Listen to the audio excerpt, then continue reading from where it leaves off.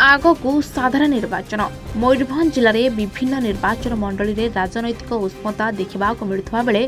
सारसकला निर्वाचन मंडलीर विधानसभा बीजेडी प्रार्थी डॉक्टर देवाशीष मारांडी और लोकसभा प्रार्थी सुदाम मारांडी बिजातला ब्लॉक और विशोई ब्लॉक हजार हजार शुभेच्छु समर्थकों नहीं एक जनसमुद्र में जनसंपर्क बाइक यात्रा करथिले।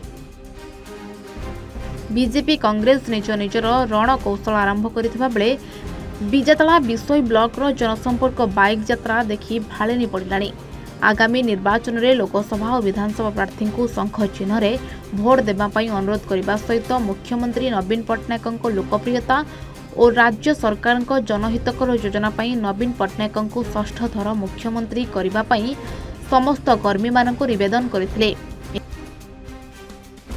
एही जनसमुद्र बाइक यात्रा रे लोकसभा प्रार्थी सुदाम मारांडी और विधानसभा प्रार्थी डॉक्टर देवाशीष मारांडी सहित राज्यसभा सांसद श्रीमती ममता महंत, बिजातला ब्लॉक सभापति माझिया माझी, प्राक्तन ब्लॉक अध्यक्ष निमाई चरण मुर्मू, ब्लॉक अध्यक्ष सरपंच महिला मोर्चा सभापति और विशोई ब्लॉक वरिष्ठ युवनेता क्षीरोद नंद, जिला साधारण संपादक बुद्धिमान मंडल, विशोई ब्लॉक उपाध्यक्ष चंद्रमोहन गिरी, छात्र सभापति सचिंद्र महांत सहित हजार हजार संख्यार महिला पुरुष युवक युवती जनसंपर्क बाइक यात्रा रे सामिल होते।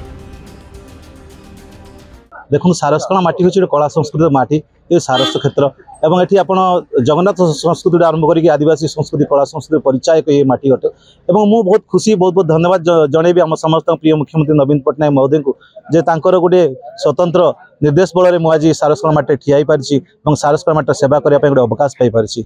सारसकला माटीर समस्त माँ बाप भौणी गुरुजन मानक आदिवासी भाई भौणी मानक समस्त बंधु मानक मुझे धन्यवाद कृतज्ञता देवाक चाहे जहाँ स्नेह आशीर्वाद मत टाणी आनी सारसकला माटीर सेवा करने। आज आप देखिए गोटे अभूतपूर्व शोभा गोटे अभूतपूर्व जनसाधारण जनसमागम आज गोटे परिचायक होती माननीय मुख्यमंत्री नवीन पट्टनायक गोटे सफल वार्ता देवाई। ये केवल विषय माटी नुहे ये सारसकला माटी नुहे समग्र ओडिशा रे ता प्रकम्पित होइछि एवं आगामी निर्वाचन मध्ये प्रकम्पित हेबो एवं आम समस्त प्रिय मुख्यमंत्री 4.5 कोटी ओडिया हृदय स्पंदन आगामी दिन षष्ठ थर मुख्यमंत्री हे से संदेह अवकाश ना। देखु प्रथम मयूरभंजर समस्त जनसाधारण को धन्यवाद देवी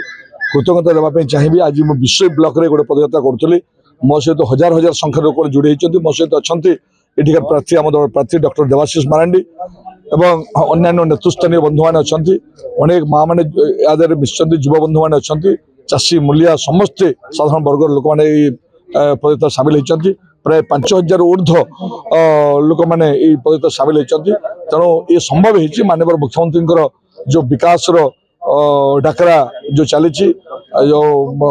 ओडिशा को आगू नबार जो प्रतिबद्धता जे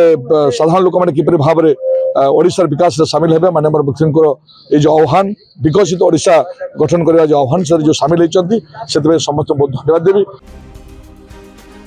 विशोईरू अनवर हुसैन को रिपोर्ट A1 ओडिशा।